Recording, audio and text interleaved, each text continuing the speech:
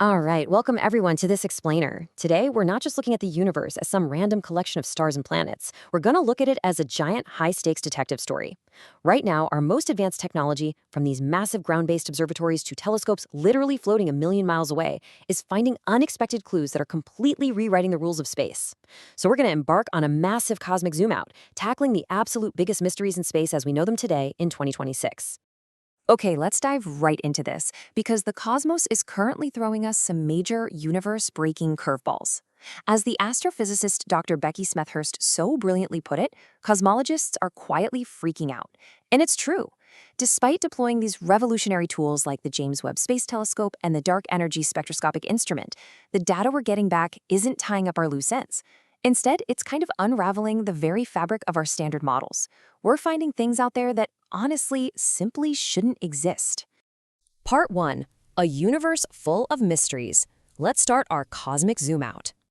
To really wrap our heads around the scale of this crisis, we need to look at the clues step by step. We're going to start with the anomalies happening right in our local galactic neighborhood.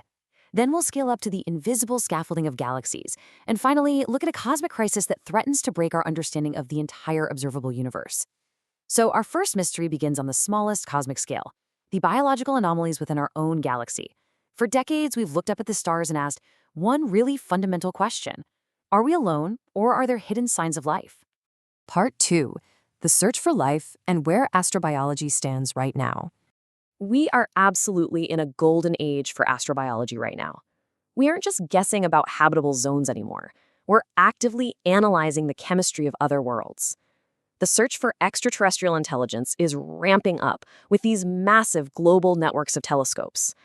But the closer we look, the stranger the neighborhood actually appears. Just look at our next-door neighbor.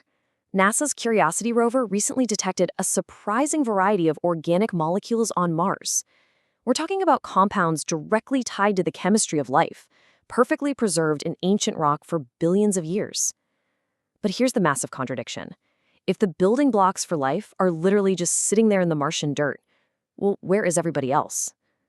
This just deepens the famous Fermi paradox, that eerie, unsettling silence we hear when we listen for alien radio signals. The chemistry for life seems incredibly common, and yet, intelligent life remains entirely hidden. Now, what's really interesting here is how the James Webb Space Telescope is actively breaking our planetary rules. We have our standard models for how planets should form and behave, and then Yeah. we have reality. We're finding these forbidden exoplanets like TOI 5205b. It's this massive Jupiter-sized world orbiting a tiny, cool star. According to all our models, a star that small shouldn't have anywhere near enough material in its disk to form a planet that huge. There's just no way. And recently, JWST directly imaged unexpected water ice clouds on a distant giant planet called Epsilon Indi Ab. We are quite literally discovering worlds that our current physics say shouldn't be there.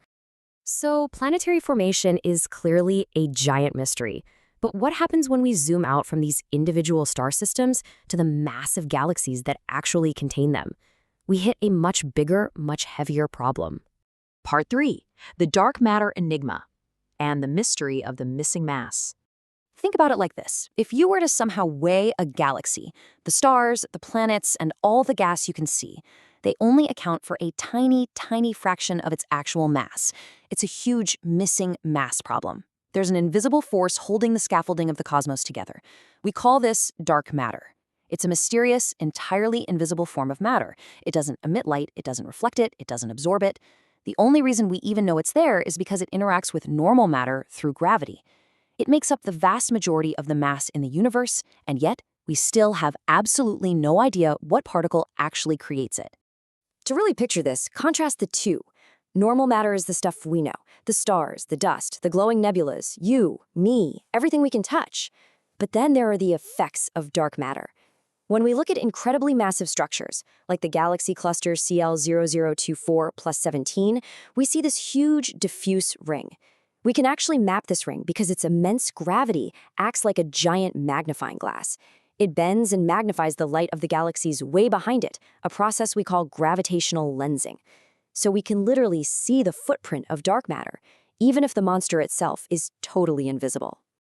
And the hunt for what dark matter actually is It has reached an absolute fever pitch in 2026. There are some truly fascinating theories being tested right now. Get this, a group of undergrad students actually built a cosmic radio to try and listen for dark matter frequencies. How cool is that? Other physicists are suggesting it might have been created by the chaotic gravitational waves, those ripples in spacetime, echoing from the Big Bang.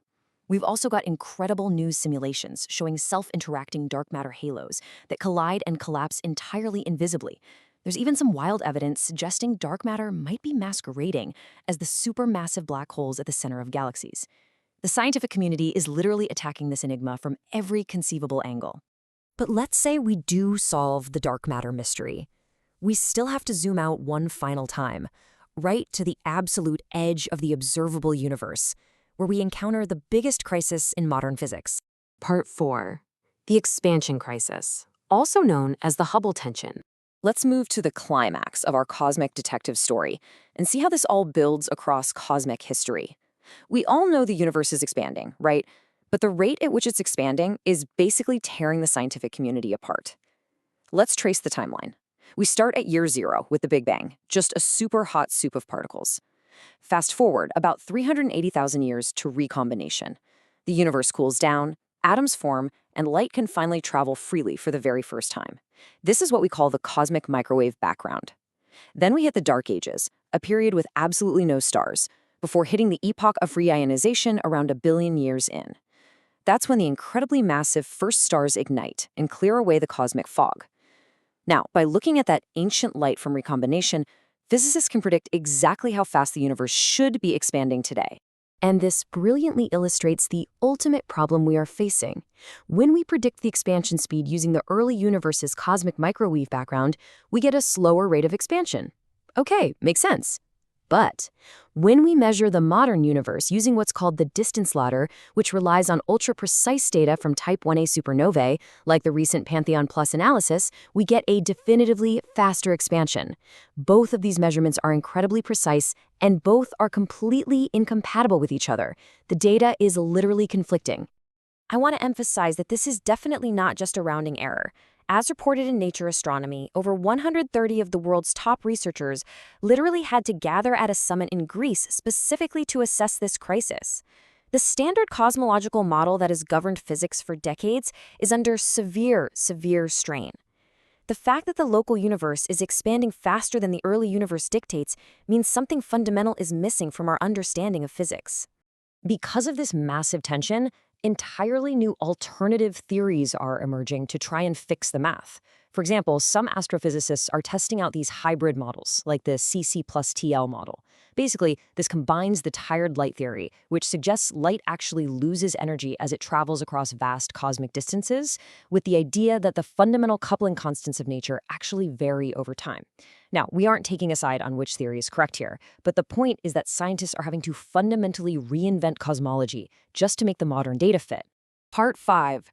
Embracing the unknown and looking towards some truly thrilling frontiers.